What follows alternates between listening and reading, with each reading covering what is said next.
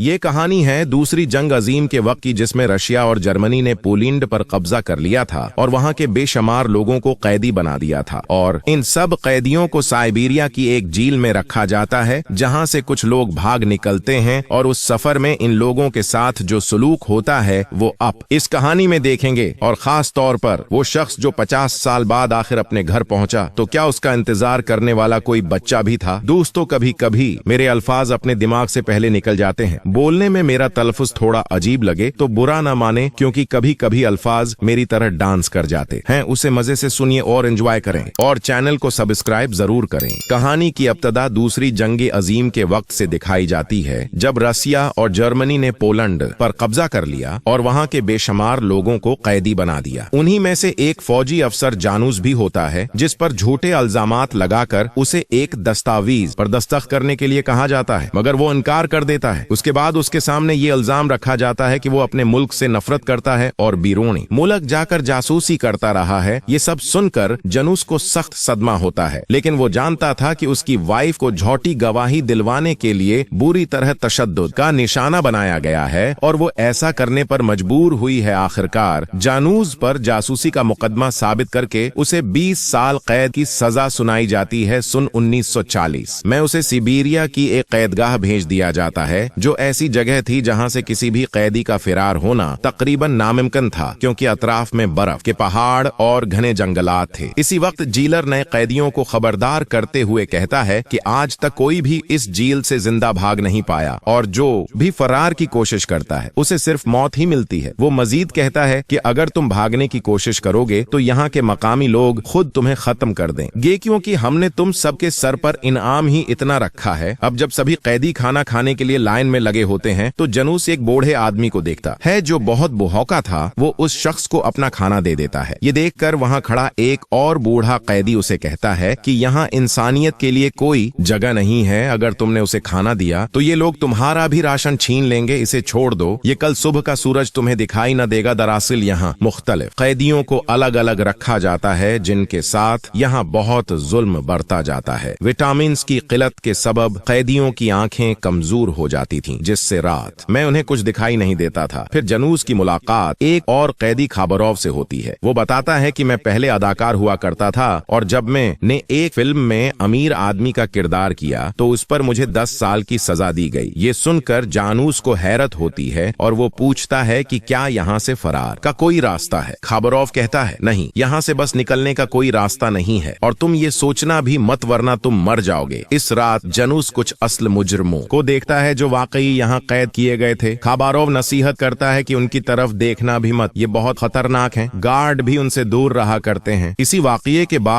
एक कैदी ने दूसरे कैदी को चाकू मार दिया था, बस इसलिए क्योंकि उसने अपना कोट देने से इनकार किया था। यहाँ के हालात बहुत जालिमाना थे और उम्मीद बहुत कम रह गई थी। बिल्कुल वाज़ेह थी, अगले दिन सभी कैदियों को जंगल में लकड़ियां काटने के लिए ले जाया जाता है, लेकिन जानूस के जहन में बस यही ख्याल था कि वो किसी तरह यहाँ से फरार हो सके। शाम ढलने पर खाबरोव उसके पास आता है और कहता है कि मेरे पास यहाँ से भागने का एक मंसूबा है। वो मजीद बताता है कि मुझे भी किसी ऐसे साथी की तलाश थी जो तुम्हारी तरह हौसलामंद हो, क्योंकि ये काम अकेले मेरे बस की बात नहीं थी। अब वो एक्टर जर्मन और रूसी फौजियों से बचने का तरीका समझाता है और कहता है कि यहाँ से तकरीबन 500 किलोमीटर दूर एक जेहला है, जिसके किनारे किनारे चलते हुए हम मंगोलिया की सरहद तक पहुँच सकते हैं, लेकिन उसके लिए हमें मौसम के कुछ नर्म होने का इंतजार करना होगा और लंबे सफर के लिए खाने का जखीरा भी तैयार करना होगा। वो कहता है कि मैं पहले ही राशन जमा करना शुरू कर चुका हूँ, तुम भी साथ करो चनांचा। ये दोनों कैदी रोज थोड़ा थोड़ा खाना इकट्ठा करने लगते हैं। एक दिन जब सभी कैदी लकड़ियां काट कर वापस लौट रहे थे, तो अचानक एक जबरदस्त बर्फानी तूफान आ जाता है। सख्त सर्दी की वजह से कई कैदी वहीं जान से हाथ धो बैठते हैं, मगर कमांडर को उनकी मौत से कोई फर्क नहीं पड़ता और वो बाकियों को चलते रहने का हुक्म देता है। ये देखकर एक बूढ़ा कैदी सर्दी से बचने के लिए जंगल की तरफ बढ़ने लगता है, लेकिन वहाँ मौजूद इंचार्ज इस पर बंदूक तान कर धमकाता है कि वापस आ जाओ वरना गोली मार दूंगा। इस पर मिस्टर स्मिथ कहता है कि अगर हम यहीं खड़े रहे तो वैसे भी ठंड से मर जाएंगे, इसलिए वो इंचार्ज की बात को नजरअंदाज करते हैं और जंगल के अंदर जाकर पनाह लेते हैं। अगर वो तमाम कैदी बर्फानी तूफान में मर जाते तो इंचार्ज को अपने सीनियर्स से सख्त डांट पड़ती, इसीलिए वो बाकी सभी कैदियों को भी जंगल की तरफ जाने का हुक्म दे देता है। वहां पहुंचकर ये लोग सर्दी से बचने के लिए एक झोंपड़ी तैयार करते हैं और उसके अंदर छिपकर अपनी जान बचा लेते हैं। अगले दिन एक अफसर सभी कैदियों को लाइन में खड़ा करता है। वो इस बात पर सख्त नाराज होता है कि ये लोग अपनी मर्जी से जंगल में चले गए थे सजा के तौर पर। वो मिस्टर स्मिथ, जानुस और कई दूसरे कैदियों को एक मिनी में भेज देता है जहां जिंदा रहना बेहद मुश्किल था। ज्यादातर कैदी जहरीली गैसों और घुटन की वजह से जान से हाथ धो बैठते थे। इसी दौरान जानुस को वहम सा होने लगता है। उसे गुमान होता है जैसे वो अपना घर देख रहा है और वो उसकी तरफ बढ़ने लगता है, लेकिन इसी वक्त मिस्टर स्मिथ इसे रोक लेते हैं, वरना वहां खड़ा गार्ड उसे फौरन गोली मार देता। होश में आकर जानुस कहता है कि मैं यहाँ मजीद नहीं रह सकता, मुझे अपने घर जाना है और अपनी वाइफ से मिलना है। वो मजीद बताता है कि खाबरोव के पास एक मंसूबा है जो हमें यहाँ से भागने में मदद दे सकता है। यह सुनकर मिस्टर स्मिथ जवाब देते हैं कि वो आदमी झूठ बोल रहा है। वो हर नए कैदी को यही उम्मीद दिलाता है, यही उसने मेरे साथ भी किया था। हकीकत ये है कि वो सिर्फ अपने फायदे के लिए दूसरों को इस्तेमाल करता है ताकि अपने भागने के ख्वाब को सहारा दे सके। आस पर जानुस कहता है कि फिर तुम भी कुछ कम नहीं हो, आखिर में तुम पर किस तरह भरोसा करूं? मिस्टर स्मिथ संजीदगी से जवाब देते हैं, अगर तुम वाकई यहाँ से निकलना चाहते हो तो मैं तुम्हारे साथ हूँ, क्योंकि सच तो ये है कि हम उस कान में 3-4 महीने से ज्यादा जिंदा नहीं रहने वाले। जानुस से सोचता है कि मिस्टर स्मिथ मेरे साथ क्यों जाना चाहता है। उस पर स्मिथ जवाब देता है क्योंकि मैं तुम्हारी एक कमजोरी जानता हूँ, तुम एक नेक इंसान हो। अगर रास्ते में मैं कमजोर पड़ गया तो मुझे यकीन है कि तुम मुझे सहारा दोगे। इसी रात जानुस चंद और कैदियों के साथ मिलकर फिरार का मंसूबा बनाता है। वो कहता है कि आज मौसम खराब है, तेज हवाएं चल रही हैं और यही मौका है कि हम निकल जाएं, लेकिन खाबरोव उसे रोक देता है। वो कहता है कि अगर हम अभी भागने की कोशिश करेंगे तो ये जल्दबाजी होगी, हमें मजीद मंसूबा बंदी और खाने के जखीरे की जरूरत है। जानुस उसे समझाता है कि उसने अपनी आधी जिंदगी जंगलों में गुजारी है, उसे खुराक ढूंढना आता है, मगर उसके बावजूद वो खाबरोव को राजी नहीं कर पाता। इतने में एक और कैदी वल्का की नजर उन पर पड़ जाती है जो सब कुछ सुन लेता है। रात को जब सब सो रहे होते हैं तो वल्का जानुस की गर्दन पर चाकू रखकर कहता है मेरी हालत खराब है, यहाँ छोटे कर्ज पर अंगुलियां काट देते हैं और बड़े कर्ज पर सर काट देते हैं, और मेरे ऊपर बड़ा कर्ज है, मुझे अपने साथ ले चलो। मेरे पास ये चाकू है जो तुम्हारे काम आ सकता है। खाबरोव जानता था कि अगर ये सब अभी भागने निकले तो यकीनी तौर पर मारे जाएंगे, इसलिए वो उनके साथ शामिल नहीं होता। मगर इसी रात जानुस बाकी साथियों के साथ अपना फरार का मंसूबा आगे बढ़ाने का फैसला कर लेता है। इस कैदी ग्रुप में शामिल थे मिस्टर स्मिथ जो एक इंजीनियर था, वल्का जो एक रूसी मुजरिम था, टोमास जो एक आर्टिस्ट था, वॉस जो एक पादरी था, जोरन जो एक अकाउंटेंट था और काजिक जिसे रात में कुछ दिखाई नहीं देता था। वाल्का को अपने साथ लेने के सिवा कोई चारा नहीं था क्योंकि उसने पूरा मंसूबा सुन लिया था। अगर उसे शामिल न करते तो वो सबके लिए खतरा बन सकता था। इसी रात ये लोग जनरेटर बंद करते हैं जो सिर्फ 10 मिनट के लिए ही रुक सकता था और लोहे की तार काटकर कैद से बाहर निकल जाते हैं। सब जब गार्ड्स को उसका इल्म होता है तो वो उनका पीछा शुरू करते हैं, लेकिन तेज बर्फानी आंधी के बाद उन्हें कुछ भी दिखाई नहीं देता। एक अफसर अपने कुत्तों को उनके पीछे छोड़ने का हुक्म देता है। उधर दूसरी तरफ ये सभी कैदी बर्फ में मुसलसल आगे बढ़ने की कोशिश कर रहे होते हैं। हालांकि सख्त सर्दी की वजह से उनके कदमों का उठाना भी मुश्किल हो गया था। इसी दौरान जानुस वल्का से उसका चाकू लेता है और दरख्त की छाल काटकर आरजी मास्क तैयार करता है। सभी लोग वो मास्क अपने चेहरों पर पहन लेते हैं जिससे ठंड कुछ कम महसूस होने लगती है और वो अपना सफर जारी रखते हैं। सुबह होते ही ये कैदी झील से काफी दूर निकल जाते हैं जहां तक गार्ड्स का पहुंचना तकरीबन नामुमकिन था। जितना भी खाने पीने का सामान वो साथ लाए थे सब एक जगह जमा करके जानुस हिसाब लगाता है और देखता है कि उनके पास ज्यादा से ज्यादा खुशी चंद हफ्तों का राशन है। हालांकि आगे का सफर अभी बहुत तवील था। इसी दौरान उसकी नजर वल्का के कोट पर पड़ती है और उसे अंदाजा होता है कि ये तो असल में खाबरोव का कोट था। वल्का सबको झूठी बात बताता है कि खाबरोव उनके भागने की खबर देने वाला था, लेकिन घबराने की जरूरत नहीं, मैंने सब संभाल लिया है। जानुस फौरन समझ जाता है कि खाबरोव को वल्का ने ही मारा है क्योंकि वो उसकी आंखों में पहले भी इसी बेरहमी को देख चुका था। उस पर मिस्टर स्मिथ कहता है तुमने शैतान से हाथ मिला लिया है, ये आदमी हमारे लिए खतरा है। कुछ दिन आराम करने के बाद ये सब दोबारा अपने सफर पर निकल पड़ते हैं। जानुस को मालूम था कि उन्हें जुनूब की समझ जाना है, इसलिए वो सूरज की रोशनी से जनूब का अंदाजा लगाकर सबको रास्ता दिखाता है। इन सब का हदफ था लेक बैकाल को पार करना और फिर आगे बढ़ते हुए मंगोलिया की सरहद तक पहुंचना जो अब अब भी बहुत दूर थी, इसीलिए वो बगैर रुके अपना सफर जारी रखते हैं। रात होते ही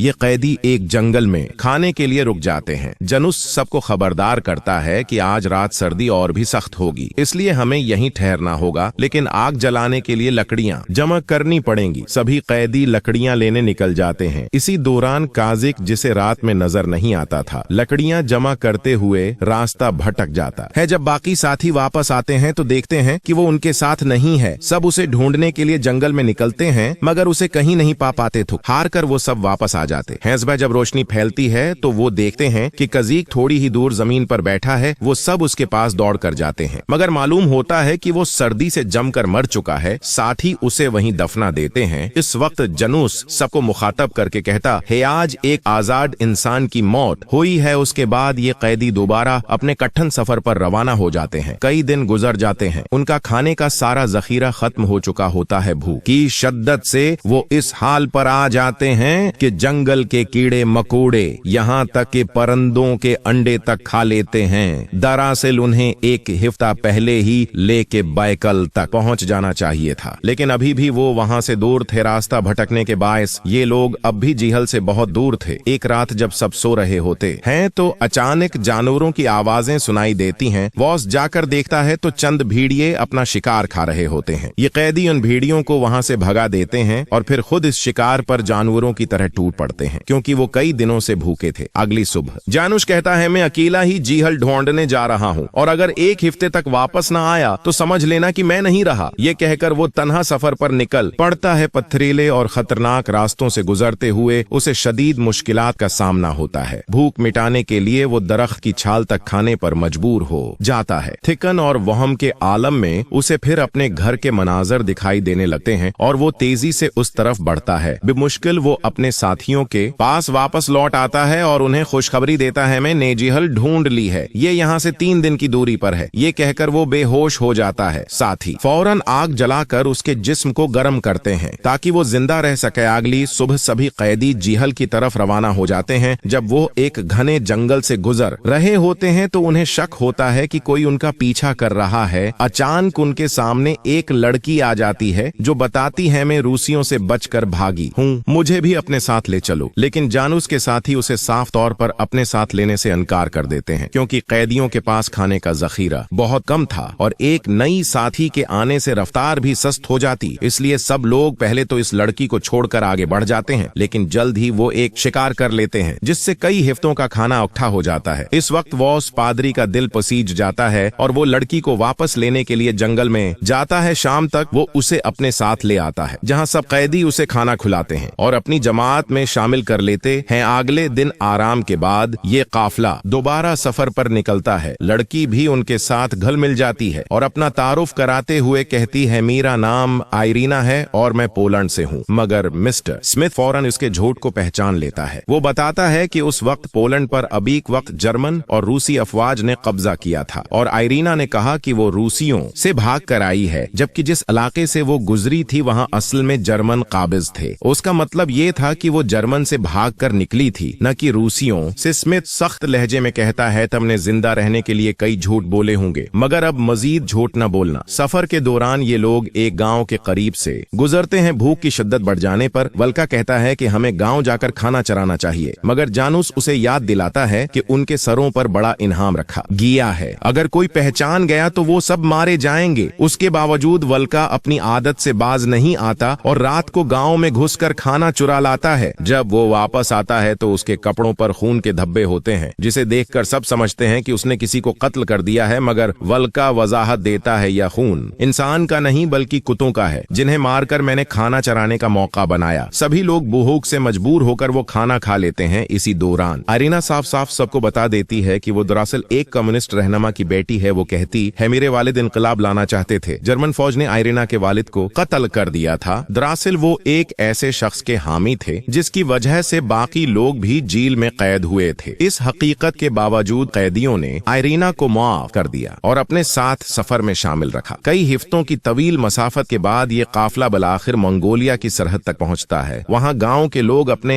खेतों में काम कर रहे थे, लेकिन जैसे ही कैदियों की नजर सरहद पर लगी, कम्युनिस्ट पार्टी के बोर्ड पर पड़ती है, सूरत हाल बदल जाती है। वल्का, जो हमेशा से स्टालिन स्टालिन को देवता की तरह मानता था, रुक जाता है उसके जिस्म पर स्टालिन का टीटू भी कुंदा था, क्योंकि वो समझता था कि स्टालिन अमीरों से छीनकर गरीबों में बांटता है। इसलिए वो सरहद पार करने से इनकार कर देता है और कहता है मैं यहीं रखना चाहता हूँ, तुम्हारे साथ मस्जिद नहीं जा सकता। वल्का के लिए असल मसला वो कर्ज था जो उस पर जेल के अंदर था। अगर वो दोबारा पकड़ा भी गया तो उसे किसी और जेल में डाला जाएगा, न कि उस खौफनाक कैद खाने में जहाँ से वो भागा था। इसलिए वतन न छोड़ना उसके लिए ज्यादा फायदे का सौदा था। अलबत्ता वो जाते जाते जानूस का शुक्रिया तक अदा नहीं करता, हालांकि वो जानता था कि अब तक जिंदा रहने में उसका बड़ा सहारा जानूस ही रहा था। जानूस भी वल्का को अलविदा कहकर आगे बढ़ जाता है। अब जब बाकी 6 कैदी सरहद पार करके मंगोलिया में दाखिल होते हैं तो वहाँ उन्हें कम्युनिस्ट पार्टी के लीडर स्टालिन की तस्वीर दिखाई देती है। ये देखकर वो सब समझ जाते हैं कि कम्युनिस्ट ने मंगोलिया पर भी कब्जा कर लिया है। ये मंजर देखकर सभी कैदी शदीद मायूसी और सदमे में आ जाते हैं, क्योंकि इतनी सख्तियों के बाद भी ये सरजमीन उनके लिए महफूज न थी। और तब जानूस फैसला करता है हम चीना के रास्ते तिबेट जाएंगे और वहाँ से आगे इंडिया, क्योंकि भारत में अब भी अंग्रेजों की हुकूमत है और वहाँ हम निस्बतन महफूज रह सकते हैं। मगर भारत तक पहुँचने के लिए उन्हें अजीम हिमालय पहाड़ों को पार करना था। एक बार फिर ये कैदी अपनी हिम्मत बांधकर हजारों किलोमीटर लंबे सफर पर निकल पड़ते हैं। जानूस अच्छी तरह जानता था कि इन सब का हिंदुस्तान पहुँचना मुमकिन नहीं होगा, क्योंकि उनके रास्ते में एक वसीया गोबी डिजर्ट था जिसे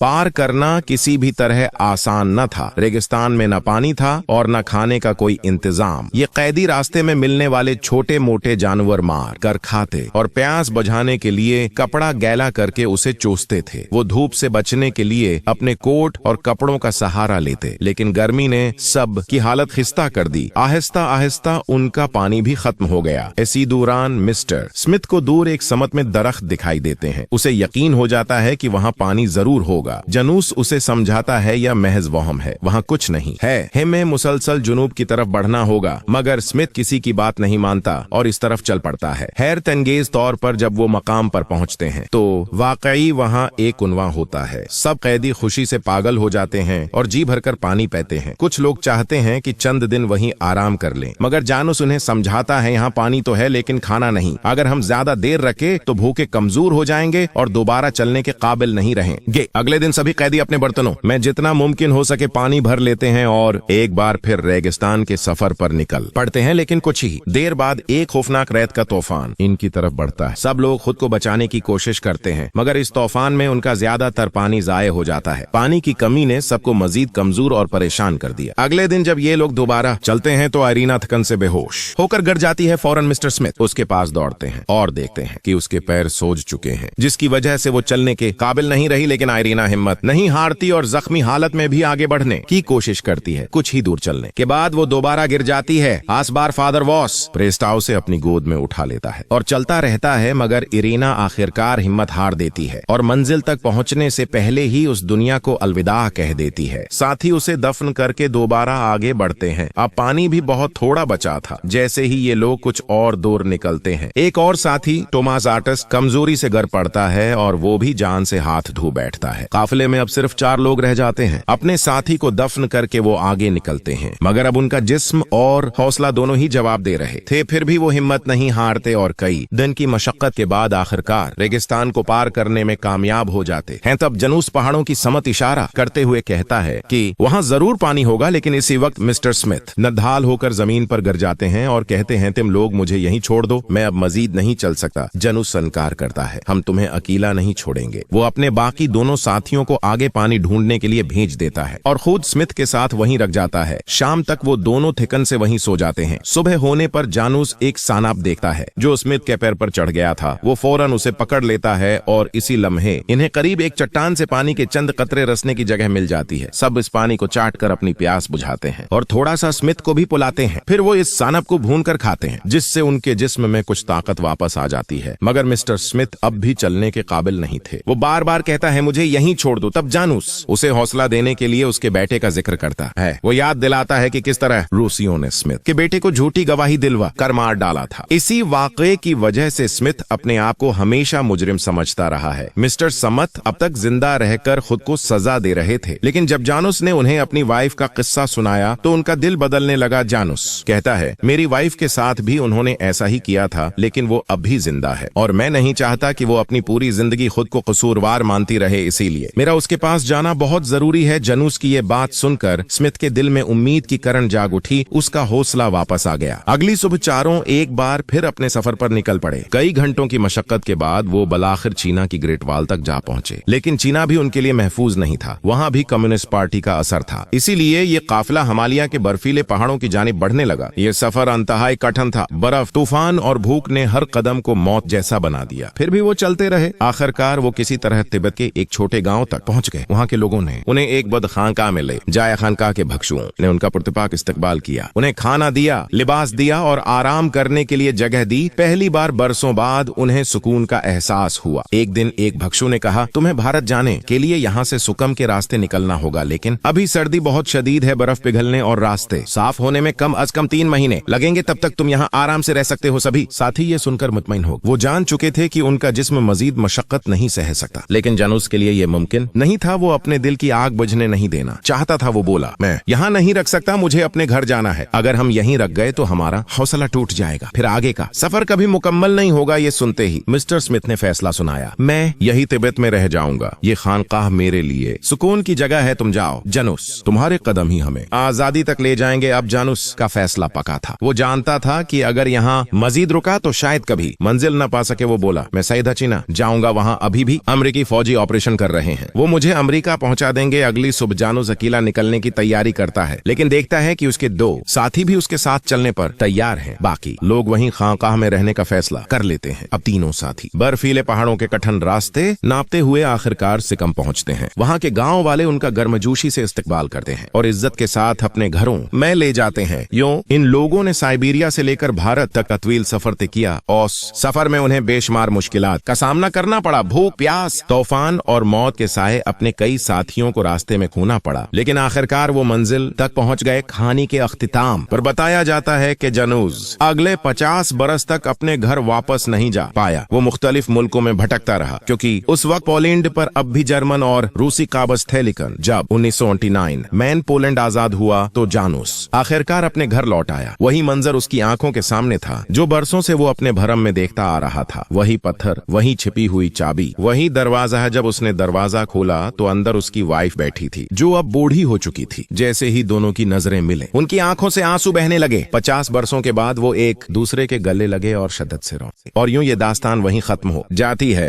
उम्मीद है आपको ये कहानी पसंद आई होगी। अगर वीडियो अच्छी लगी हो तो उसे लाइक करें और चैनल को सब्सक्राइब जरूर करें।